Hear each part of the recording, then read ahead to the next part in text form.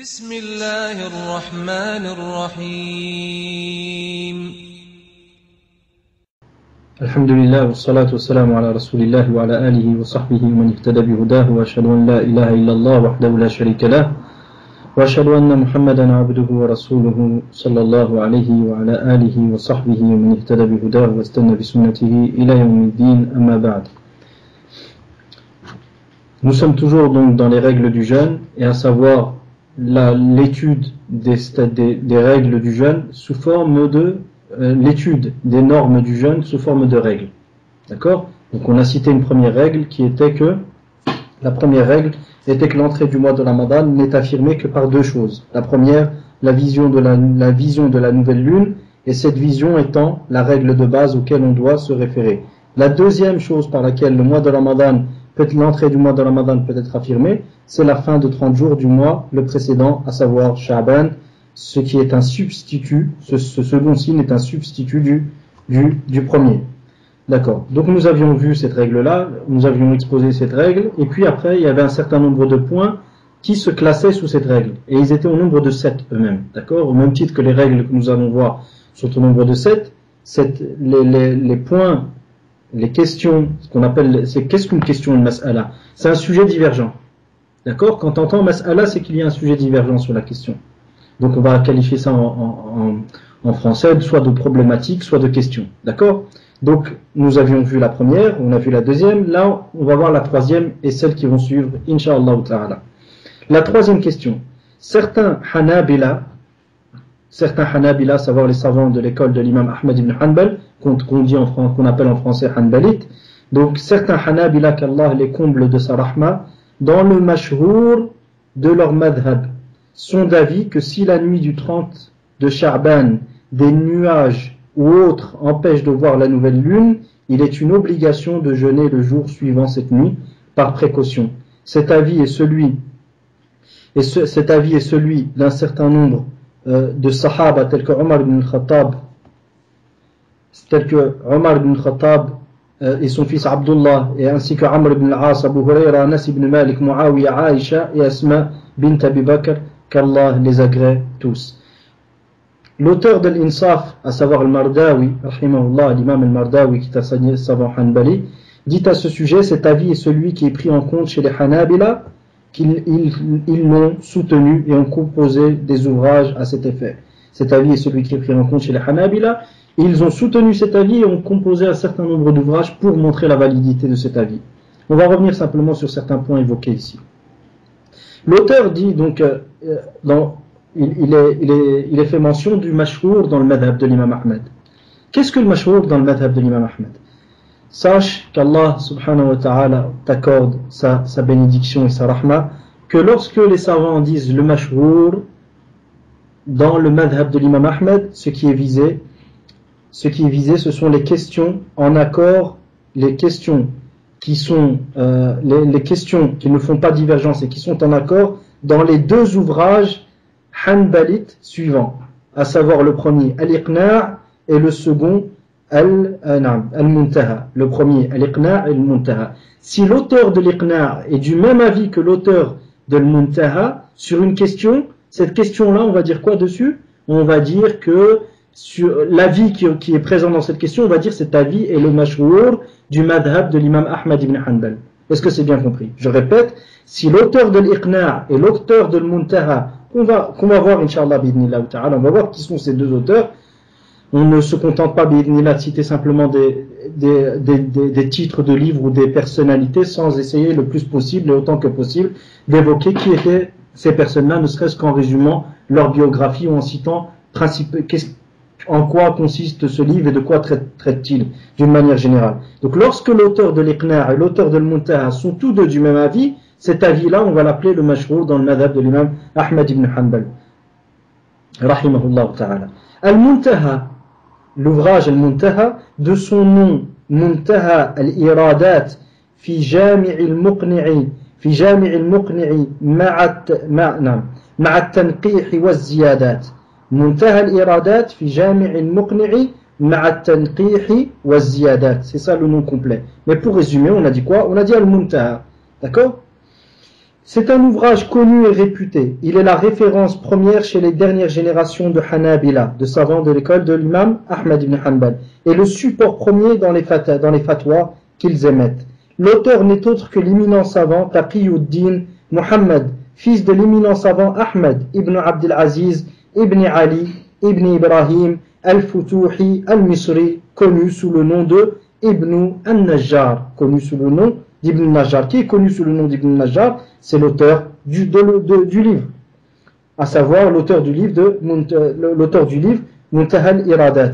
Il voyagea vers le Sham et composa son œuvre et son ouvrage Al-Muntaha. Il revint ensuite en Égypte après avoir revu les questions juridiques présentes dans cet ouvrage, en notant et en prenant en compte l'avis le plus juste dans le madhab.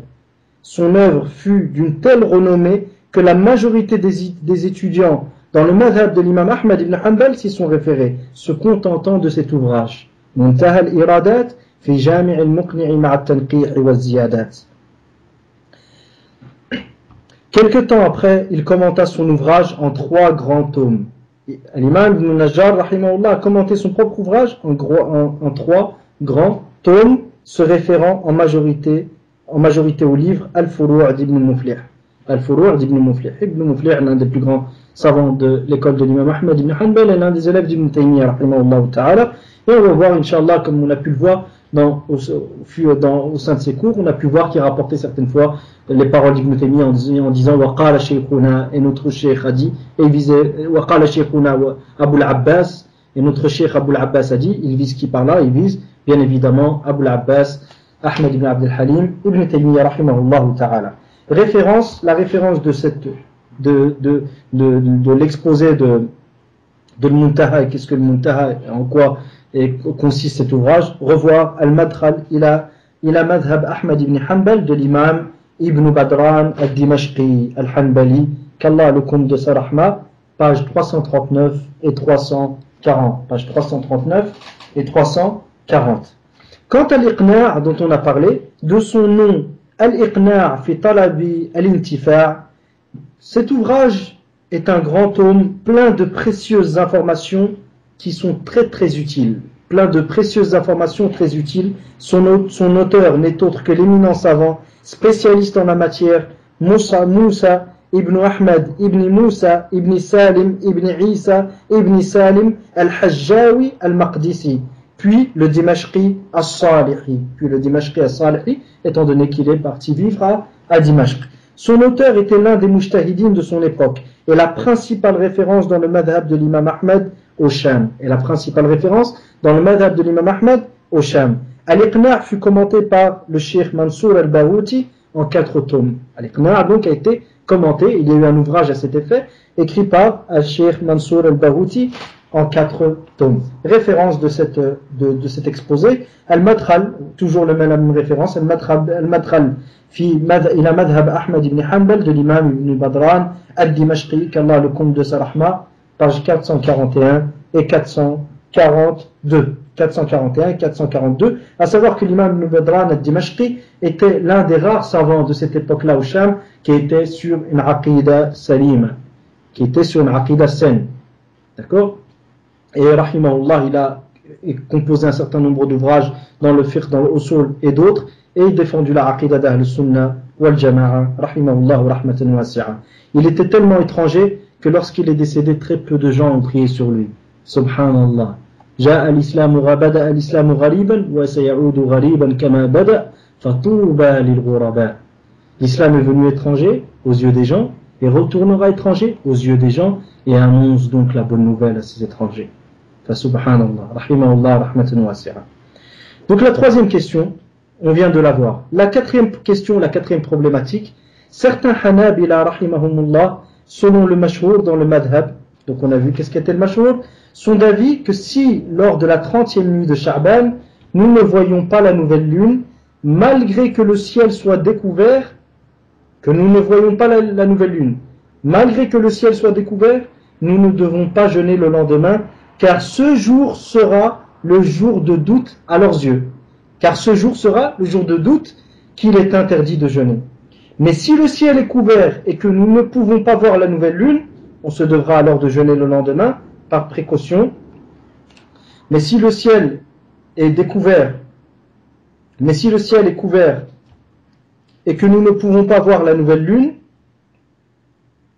on se devra alors de jeûner le lendemain par précaution et le compter donc comme le premier jour de Ramadan, ce statut étant un statut probant sur lequel on doute mais que l'on utilise par précaution.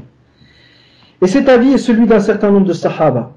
D'accord? Cet avis est l'avis d'un certain nombre de sahaba radiyallahu anhum.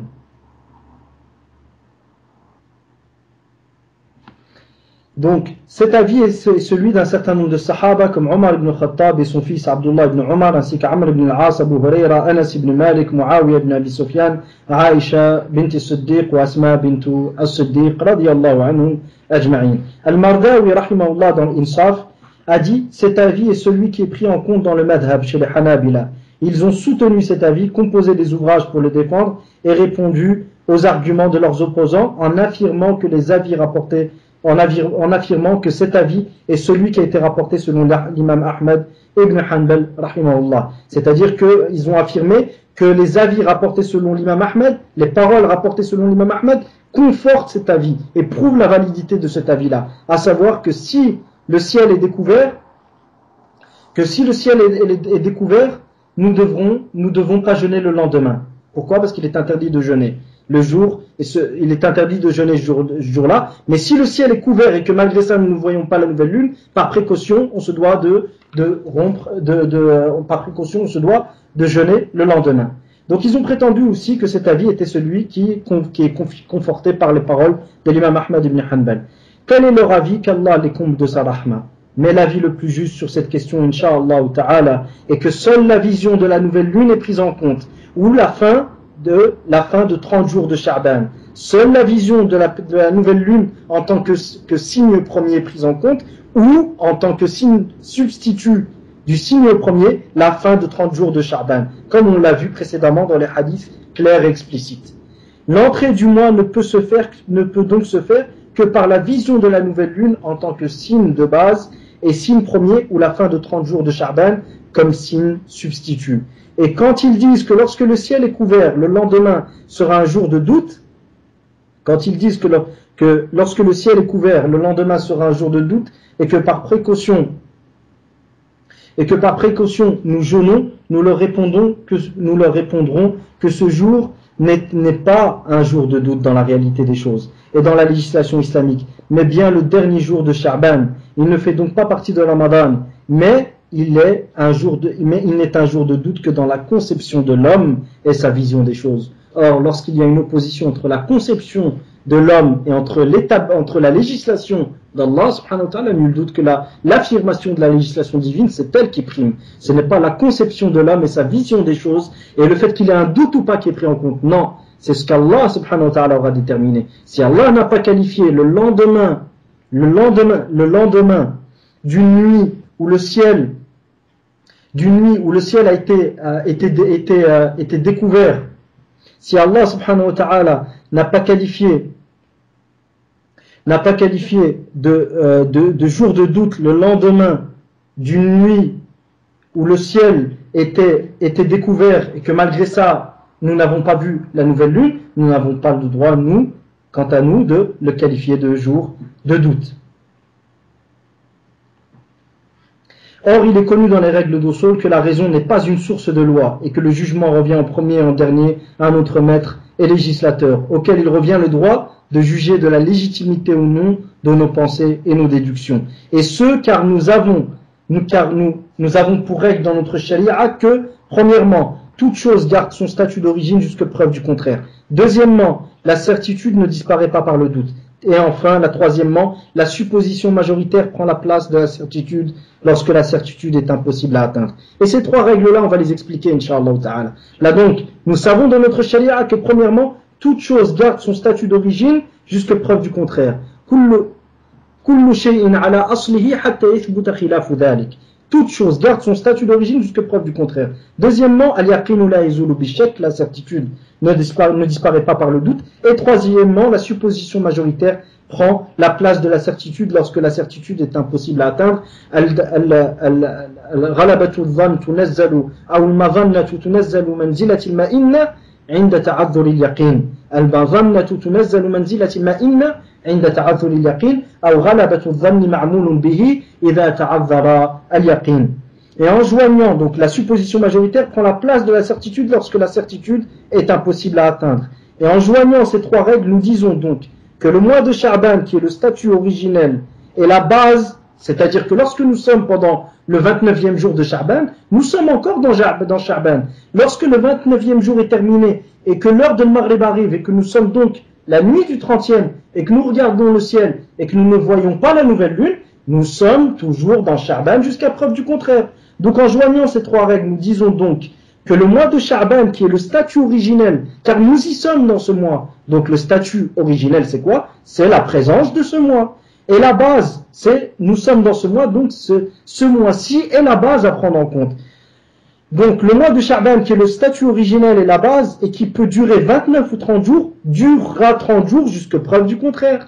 Et étant donné qu'il peut durer 29 ou 30 jours, et qu'il ne disparaît le mois que lors de la vision de la nouvelle lune, donc tant qu'on ne l'a pas vu, nous sommes toujours dans le mois jusqu'à preuve du contraire. Et que le doute de sa disparition, car nous ne l'avons pas vu malgré la clarté du ciel, ne justifie pas de délaisser la certitude légale qui est que le mois est toujours présent. Le fait que le ciel soit clair et que malgré ça nous ne l'ayons pas vu, ça ne veut pas dire que la nouvelle lune n'est pas née. Et pourquoi? Car le mois peut durer 29 ou 30 jours. Nous avons quoi comme signe pour savoir que le mois a disparu et pour quitter le asl et arrêter de mettre en pratique la règle de base qui est que nous sommes toujours durant le mois de Sha'ban jusqu'à preuve du contraire. Nous avons un signe établi qui est quoi? La nouvelle lune. Tant qu'on ne le voit pas, Allah subhanahu wa ta'ala, qui est notre maître et notre législateur, nous a établi un second signe qui est un substitut du premier, qui est que le mois, nous devons terminer 30 jours. De ce fait, nous n'avons pas le droit de prendre en compte toutes nos pensées, nos précautions, etc. ne sont pas prises en compte car notre législateur nous a déterminé une manière bien précise de faire. Donc, le doute de sa disparition, car nous ne l'avons pas vu malgré la clarté du ciel, ne justifie pas de délaisser la certitude légale. Et je dis bien la certitude légale, car c'est la certitude qu'Allah subhanahu wa ta'ala a pris en compte. C'est ce qu'Allah nous a demandé de considérer comme étant la certitude. D'accord? Donc c'est une certitude légitime, légale. Et toute autre prétention de certitude ne sera pas légale. Pourquoi? Parce qu'elle n'a pas été prise en compte par Allah subhanahu wa ta'ala. Au contraire, elle a été rejetée par Allah subhanahu wa ta'ala qui nous a déterminé une règle bien précise. Sumu li ru'yatihi wa aftiru li ru'yatihi. Jeûnez lorsque vous voyez la nouvelle lune et rompez le jeûne lorsque vous voyez la nouvelle lune. Fa in ghumma alaykum, si elle vous est cachée, fa akmilu iddata sha'ban 30 yawman. Terminez donc la période de Sha'ban qui est de 30 jours. Si vous ne le voyez pas, terminez la période de Sha'ban qui est de 30 jours. D'accord? Voici la législation d'Allah subhanahu wa ta'ala. Donc, et que le doute de sa disparition, car nous ne l'avons pas vu malgré la clarté du ciel, ne justifie pas de délaisser la certitude légale qui est que le mois est toujours présent. Et enfin, bien que nous ayons un doute sur l'éventualité que le mois soit terminé, que Sha'ban soit terminé, et que Ramadan soit entré, et que la nouvelle lune soit née, en raison de la clarté du ciel, parce que le ciel est clair et que malgré ça nous ne l'avons pas vu, il n'en demeure pas moins que la charia nous a déterminé un substitut de la vision qui est le signe premier de la fin du mois, un substitut de la vision qui est elle, le signe premier de la fin du mois, à savoir la fin de 30 jours. Et ce substitut représente alors la supposition majoritaire qu'on appellera Ghalabatul Dhann. C'est ce substitut qu'Allah nous a fixé qui est, si vous ne le voyez pas terminer 30 jours, ce substitut-là sera alors Ghalabatul Dhann, la supposition majoritaire, à laquelle on devra se référer lorsqu'on n'a pas la capacité de pratiquer la certitude, qui est la vision. D'accord? Lorsqu'on n'a pas la certitude, c'est quoi? Que le mois est terminé, que la nouvelle lune, que Ramadan est entré et que le mois est terminé, c'est de voir la nouvelle lune du mois la nouvelle lune de Ramadan. Si nous n'avons pas cela, Allah subhanahu wa ta'ala, qu'a-t-il fait? Il nous a établi un autre signe qui est probant, qui est Dhanni. D'accord? C'est quoi cet autre signe? C'est la fin de 30 jours. Donc, la règle dit quoi? Que lorsqu'on ne peut pas appliquer la certitude, que la supposition majoritaire est prise en compte lorsque la certitude est impossible. Donc ici, la supposition majoritaire, que sera la supposition majoritaire? Ce sera la considération, la supposition majoritaire, quelle sera-t-elle? Ce sera de terminer la période de 30 jours. Donc elle se substitue, représente alors la supposition majoritaire qu'on appellera la Batul Dhann, à laquelle on devra se référer lorsqu'on n'a pas la capacité de pratiquer la certitude, qui est la vision. Ce substitut sera donc un statut probant qui est légitime. Ce sera un statut qui est probant, certes, mais qui est légitime. Et sa légitimité vient du fait que les textes aient affirmé qu'il est pris en compte. Sa légitimité vient du fait que les textes aient affirmé qu'il est pris en compte.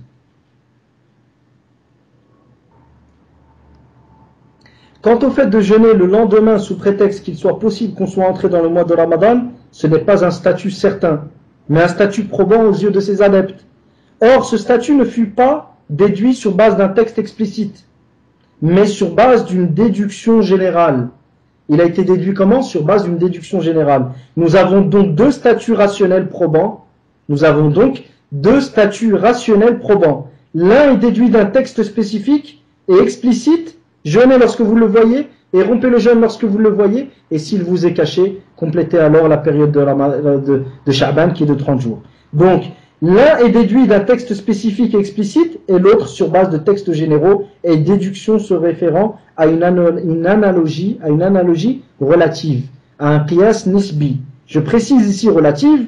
Pourquoi? Car en réalité, il n'existe pas de statuts légaux qui s'opposent à l'analogie, le qiyas, as-salim, as-sahih, wal-kamil. Il n'existe pas de statuts légaux qui s'opposent à l'analogie saine et complète, comme on pourrait le lire de certains fuqaha, ghafarallahu lahum, lorsqu'ils disent tel statut s'oppose au qiyas. Mais la réalité est que ce statut légal, s'il est puisé directement des textes qui le mentionnèrent explicitement, dans ce cas, il s'accorde sans aucun doute à l'analogie saine. Mais il peut être en désaccord avec une analogie incomplète et relative qui ne prend en compte que certains aspects de comparaison en abandonnant les réels aspects effectifs qu'on appelle al-awsaf al-mu'athira, qu'on qualifie aussi de wasf munasib. Ce sont deux nominations dans Usul al-Fiqh que vous retrouverez dans les ouvrages de Usul. Donc, en abandonnant les réels aspects effectifs qu'on appelle al-awsaf al-mu'athira et qu'on qualifie aussi de wasf munasib, et en rapprochant des aspects qui ne le sont pas, que l'on qualifie de wasf ghayru tardi ou wasf ghayru munasib. Pour plus de détails sur cette question, voir Usul al-Fiqh de Hassan Hamdouni sur le chapitre sur le qiyas. Il traite de cette question. Vous pourrez trouver un certain nombre d'éléments qui vous permettent de comprendre la différence entre les aspects effectifs et les aspects non effectifs, ou les aspects qui ont un impact sur les aspects qui ont un impact sur le hukm et ceux qui n'ont pas d'impact lorsqu'on souhaite faire une analogie. On reprend donc. Nous avons donc deux statuts rationnels probants. L'un est conforté par des textes spécifiques et explicites, et l'autre sur base de textes généraux et déductions se référant à une analogie relative. Et dans ces cas, que devons-nous faire? Quel doit être notre comportement? Que devons-nous faire prévaloir? La réponse, sans aucun doute, le statut qui à son origine est probant, mais qui trouve sa légitimité renforcée par les textes, celui-ci doit prévaloir sur le statut qui est probant et rationnel et qui n'est pas conforté par les textes. Il s'agit donc là d'un statut certes probant, celui qui est probant à son origine, c'est-à-dire que à la base c'est quelque chose que rationnellement on suppose majoritairement être vrai, sans pouvoir en être certain rationnellement parlant, mais qui a été conforté et affirmé par les textes. Les textes lui ont donné donc une légitimité qui fait qu'il est pris en compte malgré le degré de doute quant à l'erreur de cette déduction. D'accord? Malgré le degré de doute quant à l'erreur de cette déduction, cette déduction sera prise en compte et considérée comme étant légitime, et on la qualifiera du fait de ce degré de doute de base, on la qualifiera de Ghalabatul Dhann, ou de supposition majoritaire, ou comme étant, on dira de cette déduction-là qu'elle est probante. Mais du fait qu'elle a été prise en compte par les textes, pour celui qui en est certain, ce sera une alama qat'iyya, une alama certaine pour lui. Ce sera une alama, un signe, une déduction qu'il ne peut délaisser. Ce sera une déduction, et une déduction qui sera certaine à ses yeux. C'est pour ça qu'Ibn Taymiyyah, rahimahullah, il disait Adh-dhannu wal-qat'u amrun nisbi. Le fait qu'une chose soit certaine ou probante, c'est quelque chose de relatif. Ça peut varier d'une personne à une autre. Et il y a des choses qui peuvent, certes, à la base, être probantes, mais qui, aux yeux du chercheur, suite à un certain nombre de recherches qu'il a fait, il arrive à la conclusion que cette chose est certaine. Donc à ce moment-là, on ne va pas parler de déduction probante à ses yeux, on parlera de déduction certaine à ses yeux. Mais il ne pourra pas imposer cette certitude aux gens. Pourquoi? Parce que tout le monde n'est pas arrivé à la même conclusion que lui, donc il devra en prendre en compte lorsqu'il souhaite lorsqu'il souhaite traiter du statut des gens, il ne devra pas prendre en compte la conclusion que lui a faite, la déduction à laquelle il est arrivé lui, et le fait que celle-ci soit certaine, mais il devra prendre en compte l'origine de cette déduction, est-elle probante ou certaine? Est-elle probante ou certaine? D'accord? Inch'Allah, j'espère que mes paroles seront bien comprises, et malgré qu'il puisse y avoir une légère difficulté à les cerner, en les réécoutant bi'idhnillah ta'ala, et en méditant sur le contenu, et en s'en imprégnant, et en lisant ensuite le fiqh islamique tout simplement, ou en observant sa vie de tous les jours, ou en observant quand je dis ça, la vie de tous les jours, c'est-à-dire on peut avoir des discussions avec les gens, on peut discuter d'un sujet de fiqh, d'un sujet de aqidah.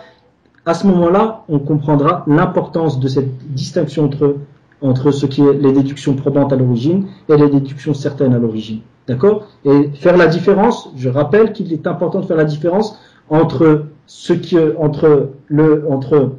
probant à l'origine et une déduction qui est probante à l'origine, mais pour laquelle on a atteint le degré de certitude, nous, suite à une certaine recherche, et entre la déduction qui est certaine à l'origine.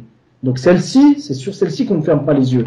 Mais quant à la première, il est important de faire preuve d'une certaine souplesse et de faire preuve de patience vis-à-vis des gens qui n'ont pas compris ce que toi, aujourd'hui, tu as pu comprendre après une certaine recherche et qui, à tes yeux, est certain, mais aux yeux de certains, aux yeux des gens, ne l'est pas encore. D'accord?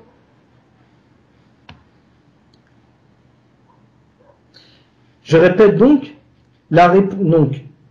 il s'agit donc là d'un statut certes probant mais légitime. On a expliqué d'où venait sa légitimité. Contrairement à l'autre statut, qui est que le lendemain,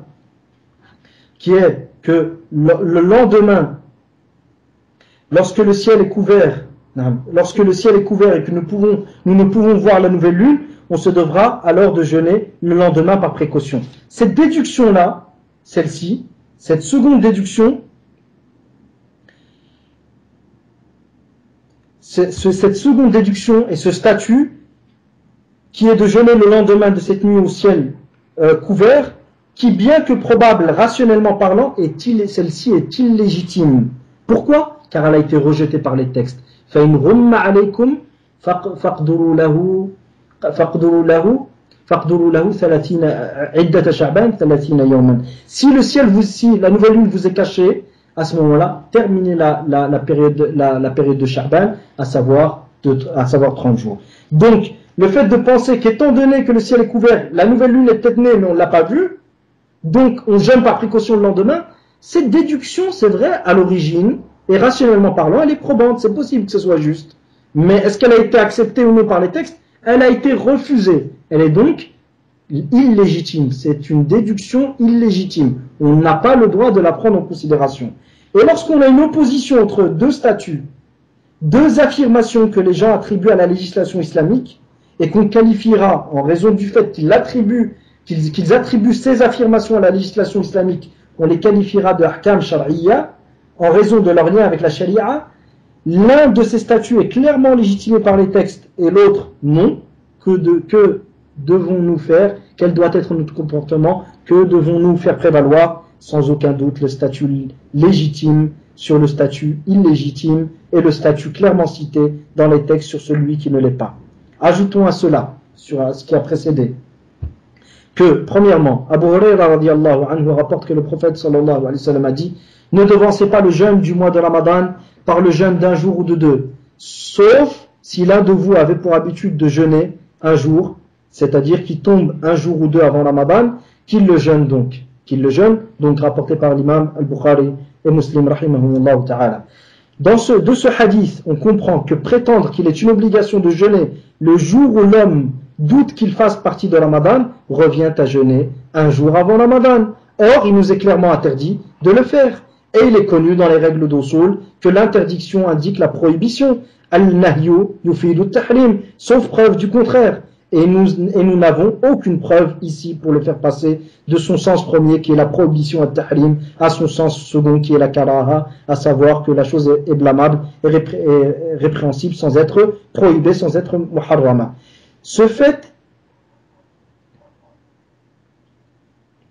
De ce fait, le jeûne de ce jour par précaution est illégitime. Pourquoi? Car rejeté encore une fois par les textes, car il a été interdit. Et la précaution prétendue est rejetée de même, car elle s'oppose au texte. Et les seules précautions prises en compte sont celles qui sont acceptées par les textes.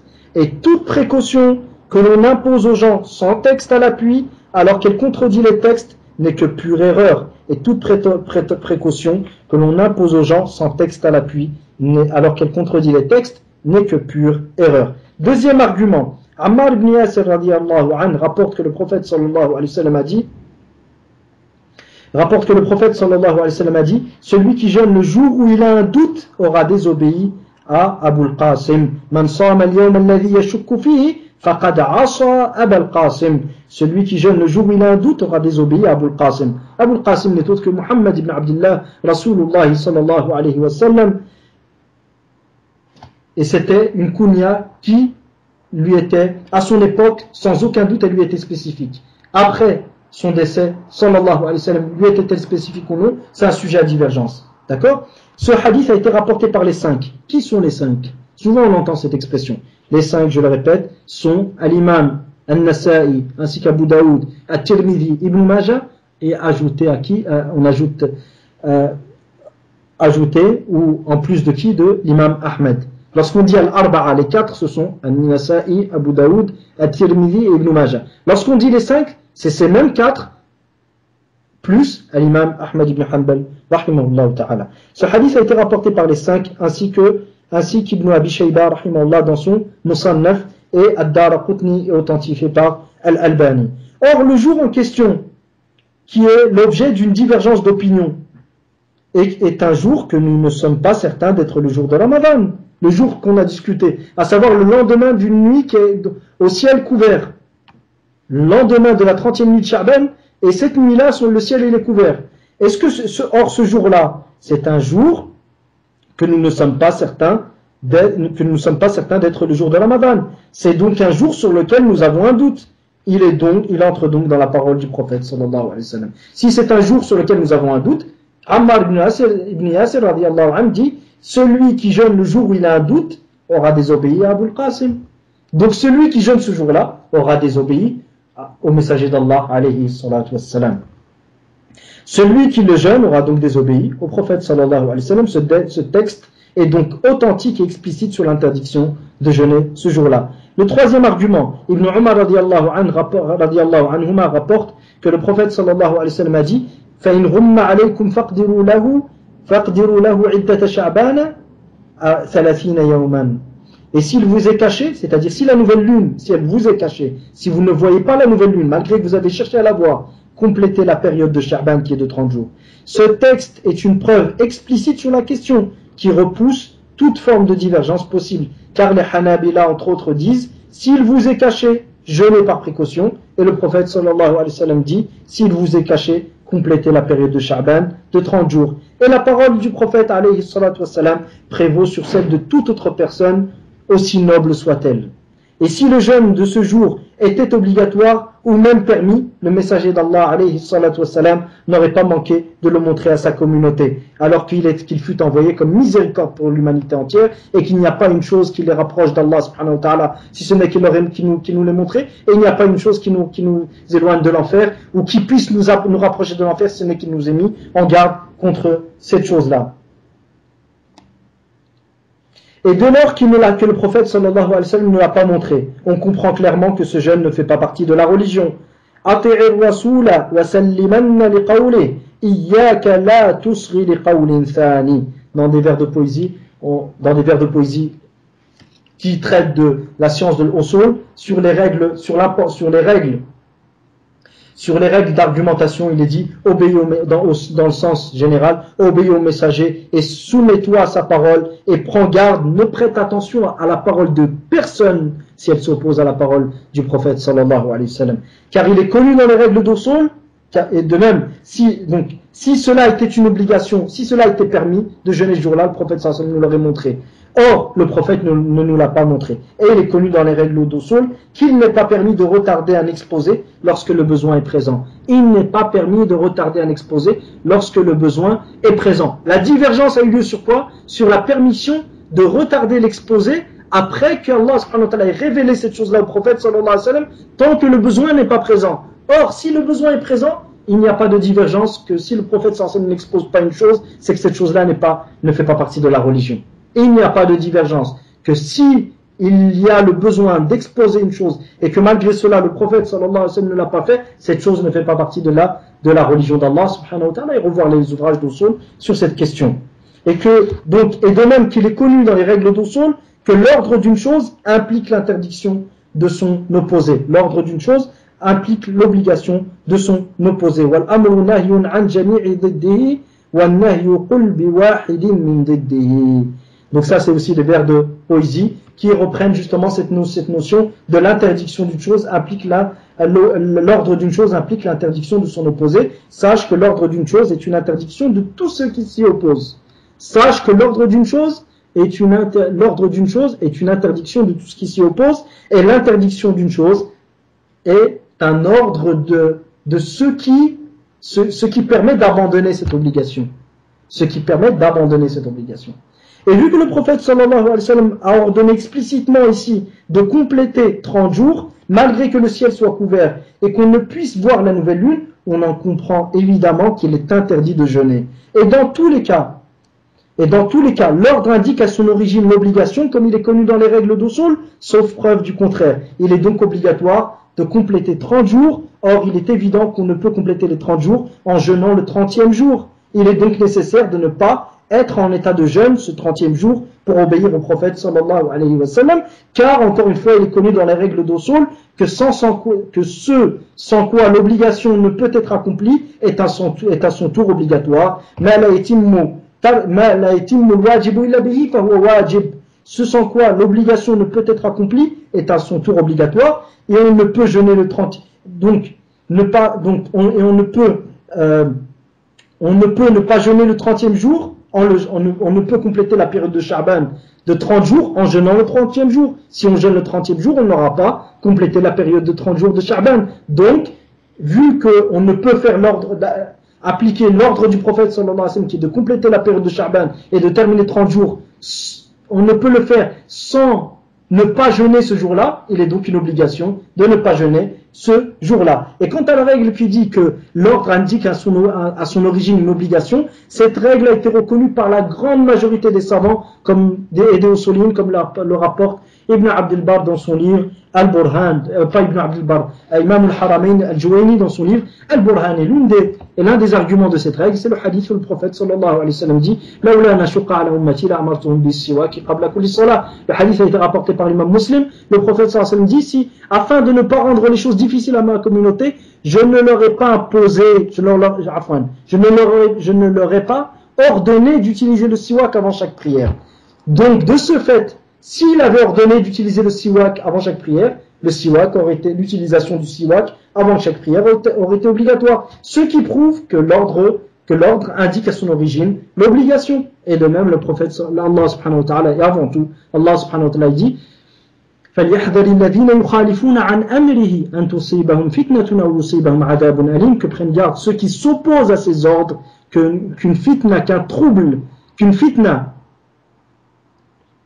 ne les atteigne ou que ne les touche un châtiment douloureux. Or, il ne peut y avoir de châtiment que suite à l'abandon d'une obligation. Ce qui prouve que ceux qui s'opposent aux ordres du prophète sallallahu alayhi wa sallam, du fait que ceux qui s'opposent aux ordres du prophète sallallahu alayhi wa sallam méritent un châtiment, ceci indique que les ordres du prophète sallallahu alayhi wa sallam indiquent à leur origine l'obligation. Al-amru yufidu al-wujub illa li sarifin.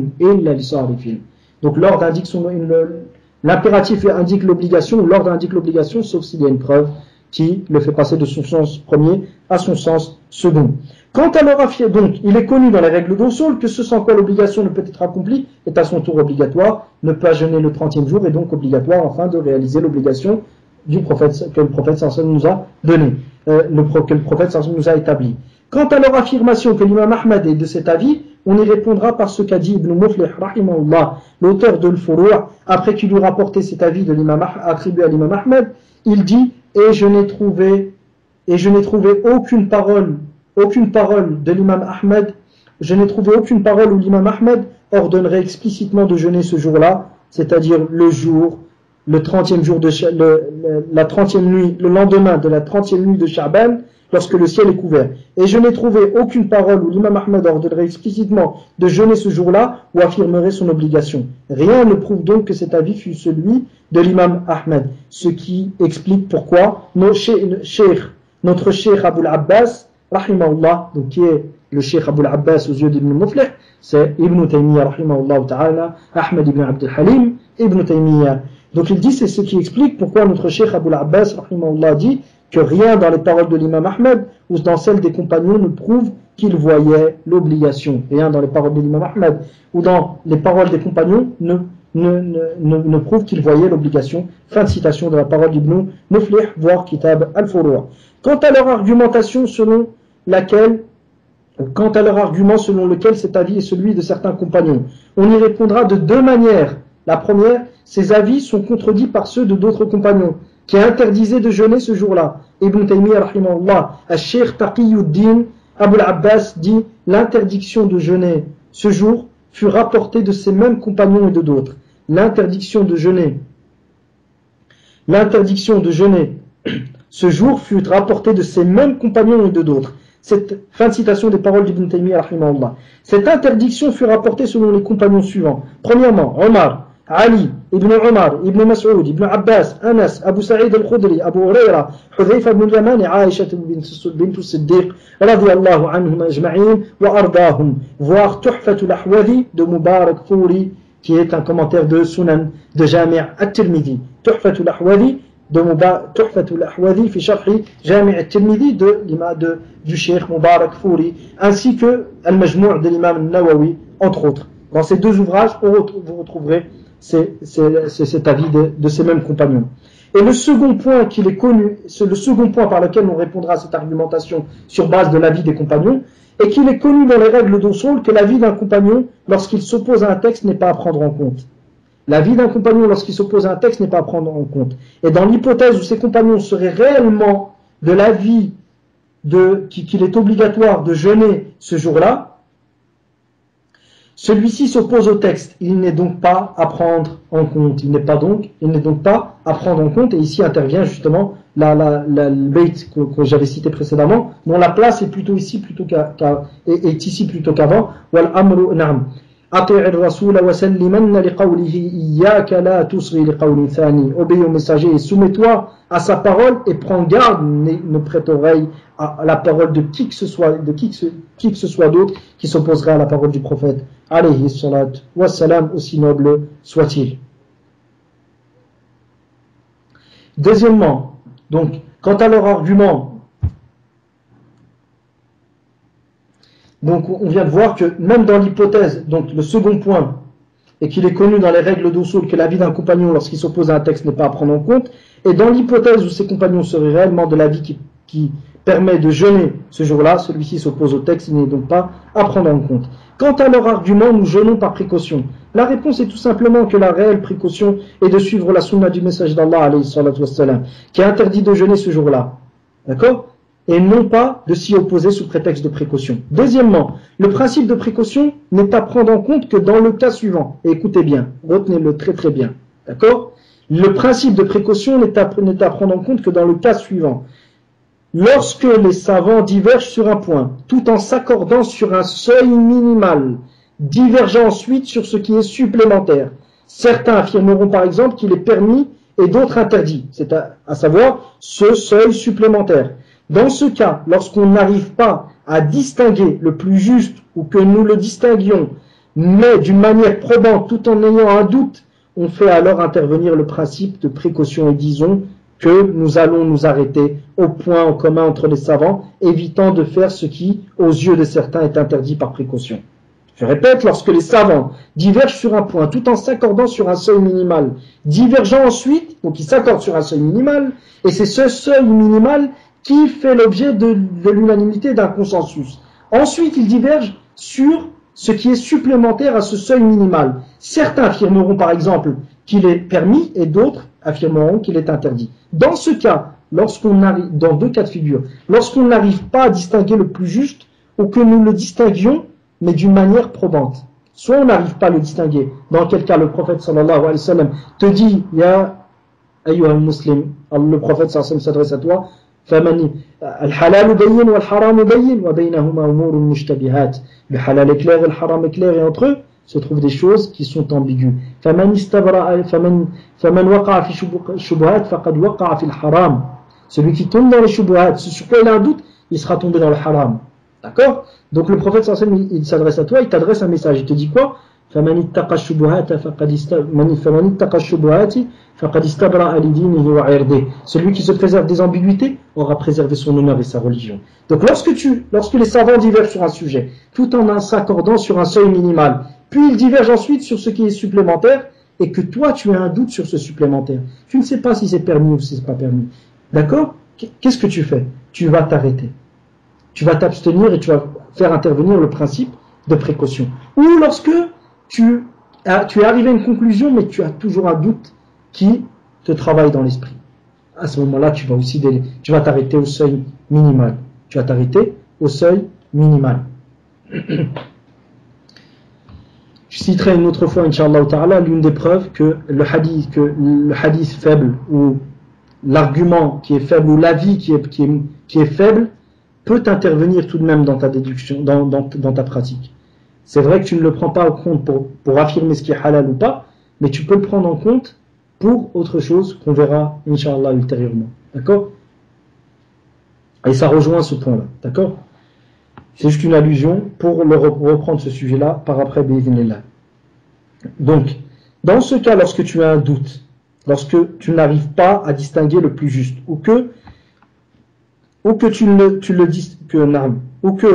tu le distingues, mais d'une manière probante tout en ayant un doute. Alors à ce moment-là, on fait intervenir le principe de précaution et nous disons que nous allons nous arrêter au point en commun entre les savants, évitant de faire ce qui aux yeux de certains est interdit par précaution. Et quand on parle du principe de précaution, c'est de cela qu'il s'agit. Le principe de précaution, il s'agit de rien d'autre à part ça. D'accord? Donc quand quelqu'un vous parle de précaution, quand nous-mêmes on se parle à soi-même de précaution, que l'on soit attentif à ce que le sujet dont on parle remplit bien les conditions qui viennent d'être citées. Et qu'on ne fait pas entrer dans la précaution ce qui n'en fait pas partie. D'accord? Donc, et quand on parle du principe de précaution, c'est de cela qu'il s'agit, comme on peut le voir dans les ouvrages composés à cet effet, lorsque les savants disent que mettre en pratique un point qui fait l'unanimité est préférable à l'application d'un avis isolé. Et ce aussi longtemps que nous en avons la capacité. D'accord? Ça c'est une règle qui est véhiculée, qu'on entend souvent dans les ouvrages de science qu'on peut lire, c'est que un point qui fait mettre en pratique un sujet qui fait l'unanimité est préférable à l'application d'un avis isolé, avec les conditions qu'on a citées précédemment. D'accord? Et ce aussi longtemps que nous en avons la capacité. D'accord? Or, sur notre question, nous n'avons pas de point qui fait l'unanimité. Car si nous jeûnons le lendemain, ce jour qui est appelé, si nous jeûnons le lendemain de la nuit du 30e jour de Sha'ban, alors que nous n'avons pas vu la nouvelle lune, du fait que le ciel soit couvert, si nous jeûnons, ceux qui sont d'avis qu'il est interdit de jeûner vont nous blâmer. Et si nous ne jeûnons pas, les autres qui sont d'avis qu'il faut jeûner, ils vont nous blâmer aussi. Où est donc le point qui fait l'unanimité ici? Il n'y en a pas. Où est le point qui fait l'unanimité pour faire prévaloir le principe de précaution? Il n'existe pas ce point qui fait l'unanimité. Et de ce fait-là, étant donné qu'il n'existe pas, qu'il n'y a pas de point qui fait l'unanimité, il n'y a pas de principe de précaution à prendre en compte ici. Donc il n'y a pas de point de principe, il n'y a pas de point qui fait l'unanimité, on ne peut donc parler de précaution. Et car la règle de précaution n'est donc pas d'actualité, car sa cause est absente. Et il est connu dans les règles de Usul que le statut, le hukm dépend de sa cause. En sa présence, le hukm sera présent, et en son absence, le hukm sera absent. Or, le point en commun qui est l'un des piliers et la cause principale qui permet l'application de la règle de précaution est absent. La règle sera donc à son tour absente. De ce fait, il apparaît clairement que cette règle-là, le statut dépend de sa cause. S'il est présent, elle sera présente. Si la cause est présente, le statut sera présent. Si la cause est absente, le statut sera absent. Cette règle est connue dans les règles, dans les ouvrages de Usul.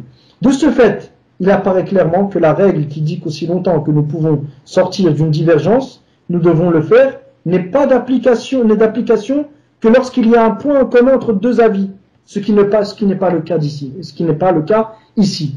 Cette règle qui dit que aussi longtemps qu'on peut sortir de la divergence, il faut le faire, elle n'est pas d'application ici parce que cette règle est valable quand il y a un point en commun, un seuil minimal qui fait l'unanimité, et puis ce qui est supplémentaire à ce seuil minimal sur lequel il y a une divergence, et ce qui n'est pas le cas ici. En résumé, et pour faire court, l'avis le plus juste, comme le montrent les textes, ainsi que les règles de notre charia, est qu'il est interdit à l'homme de jeûner le jour où il a un doute, car l'entrée du mois de Ramadan ne peut se faire que par deux choses. Premièrement, la vision de la nouvelle lune en tant que signe principal. Deuxièmement, la fin de 30 jours de Sha'ban en tant que substitut. Et cet avis est entre autres celui de l'imam Abu al-Abbas Ibn Taymiyyah rahimahullah ta'ala. Et ici se termine le cours d'aujourd'hui. Wa sallallahu sallam wa baraka ala nabiyyina Muhammad wa ala alihi wa sahbihi ajma'in. فما كان من صواب فمن الله وحده وإن أخطأت فمن نفسي ومن الشيطان والله ورسوله منه براء واستغفر الله وجزاكم الله خيرا والسلام عليكم ورحمة الله وبركاته. Je vous laisse pour la suite, pour Inch'Allah se retrouver avec l'aide d'Allah et la permission d'Allah pour la suite des cours sur le Siyam.